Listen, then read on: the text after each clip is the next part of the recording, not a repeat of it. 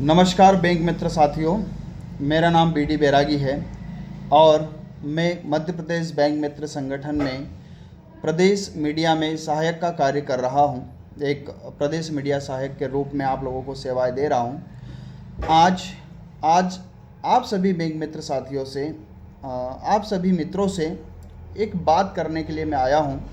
आप लोगों से मुझे एक इम्पोर्टेंट बात करना है, एक महत्वपूर्ण बात करना है। मैं आप लोगों से बात के माध्यम से, एक कॉन्सेप्ट के माध्यम से एक छोटी सी बात आपके बीच रखूँगा और आप लोगों का वहाँ पर मत चाहूँगा, आप लोगों की राय में उस बात में चाहूँगा। तो मैं जो तर्क देने वाला हूँ, हो सकता है कुछ लोगों को ये तर्क अजीब सा लगे या कुछ लोगों की ये बात समझ में भी ना आए, हो सकता है, ये भी हो सकता है। तो फिर भी आप मेरी बात को एक बार ध्यान से सुनिएगा और कुछ जिन लोगों को समझ में आ गया ना, जिन लोगों के जहन में ये बात उतर गई और जिन लोगों को मेरा पॉइंट समझ में आ गया, उन लोगों के लिए ये टर्निंग पॉइंट साबित हो सकता है। उन लोगों के लिए लाइफ लेसन साबित हो सकता है, यू टर्न साबित हो सकता है ज़िंदगी का, अगर उन्होंने इस पॉइंट को समझ लिया। 2 मिनट का समय लूँगा आप लोगों से और आप लोगों को ये पॉइंट समझाना चाहूँगा। आप सपोज़ कीजिए कि आप अपना जहाँ कियोस्क आप चला रहे हैं, उस कियोस्क पर एक दिन आपके पिताजी आते हैं और उनके साथ में कोई उनका दोस्त आता है, सब्जी वाला।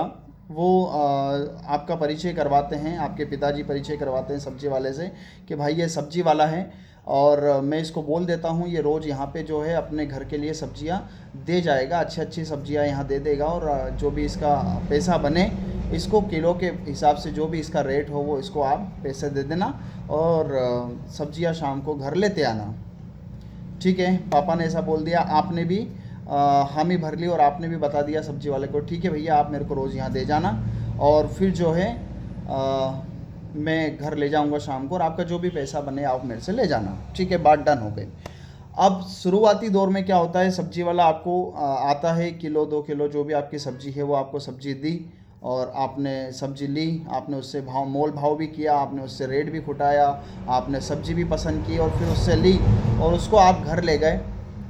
ठीक है, 1-2 दिन ऐसा बढ़िया व्यवस्थित काम चला, लेकिन फिर कुछ समय बाद क्या होता है कि सब्जी वाला आता है, वो देखता है कि आप बहुत ज़्यादा व्यस्त हैं, आप काम कर रहे हैं, तो वो अपने हिसाब से कुछ तो भी सब्जियां रख देता है और अपने हिसाब से आपसे पैसा ले लेता है कि भैया इतना पैसा दे दो। ठीक है, आपने दे भी दिया।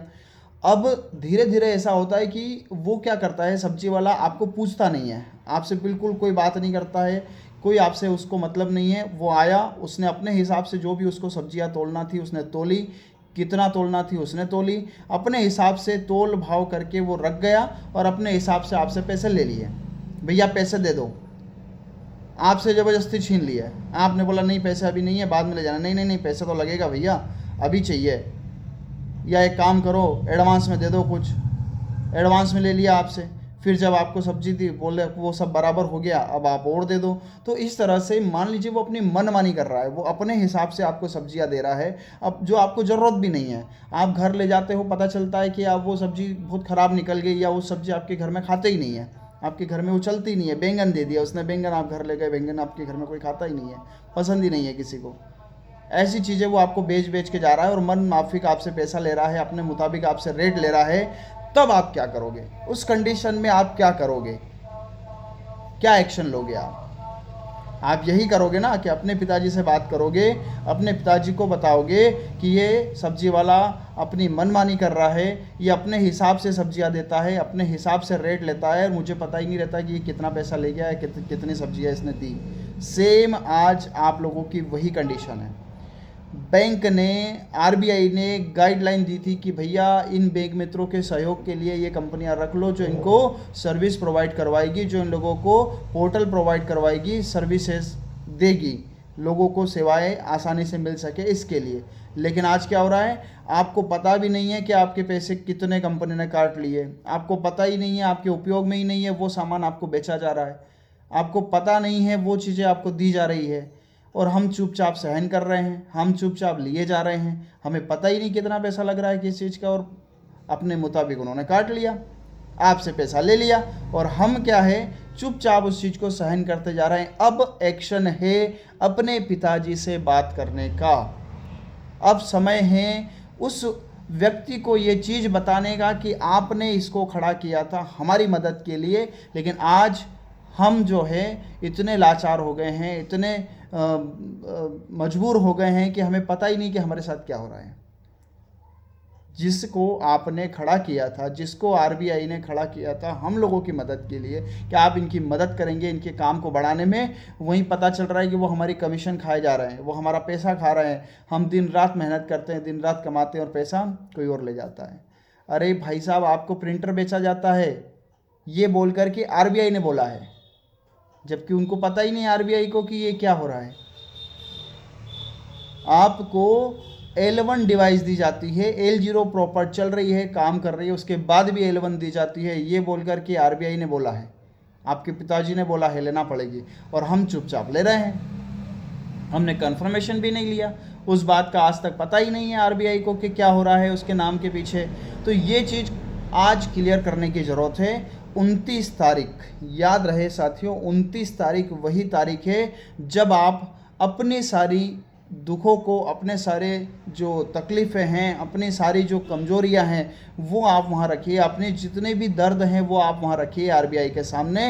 29 तारीख को एकत्रित होइए और बता दीजिए कि ये आपके साथ कैसा जुल्म कर रहे हैं, ये आपका कितना पैसा खा रहे हैं, आपको आरबीआई के नाम पर कौन कौन सी सर्विसेज ज़बरदस्ती बेच रहे हैं, आपके जेब से ज़बरदस्ती पैसा मार रहे हैं और आपको पता ही नहीं चल रहा है कि क्या हो रहा है।